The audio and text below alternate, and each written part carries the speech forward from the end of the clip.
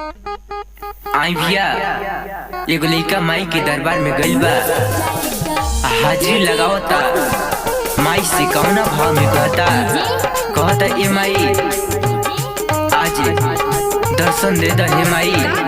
कौना भाव में लइकवा कहता, आई गाना के माध्यम से रुआ सब सुनी।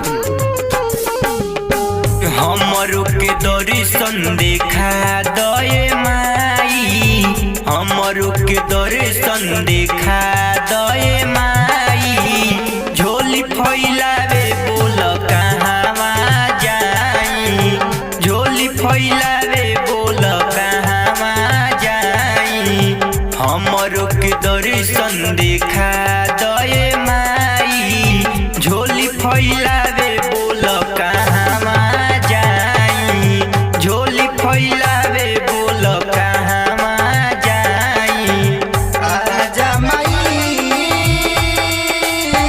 आजा माई, आजा माई, आजा माई।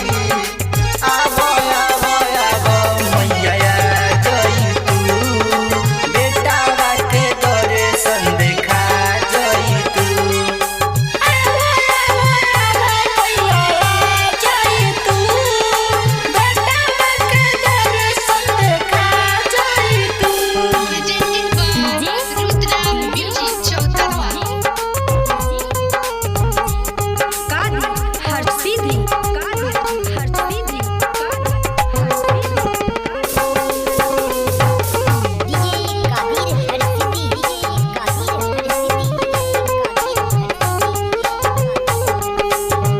निमिया के डाढ़ माई झुलुआ लगावेलू, अड़हुल फूलावा के सेजिया सजावेलू।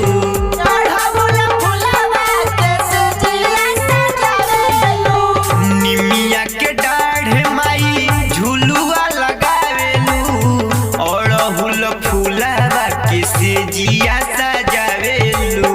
हमरो के दर्शन देखा दए माई, हमरो के दर्शन देखा दए माई। झोली फैलावे बोल कहवा जाई, झोली फैलावे बोल कहवा जाई। अपना बेटा के दर्शन देखा जैतू ए माइया जैतू।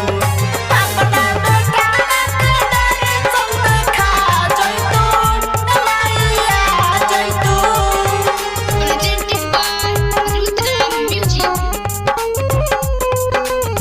डीजे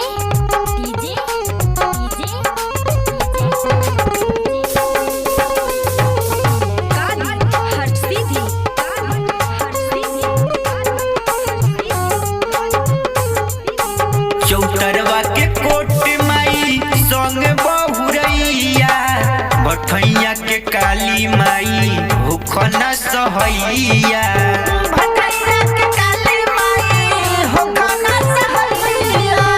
चौतरवा के कोट माई बहुरैया, भठैया के काली माई होखना सहैया।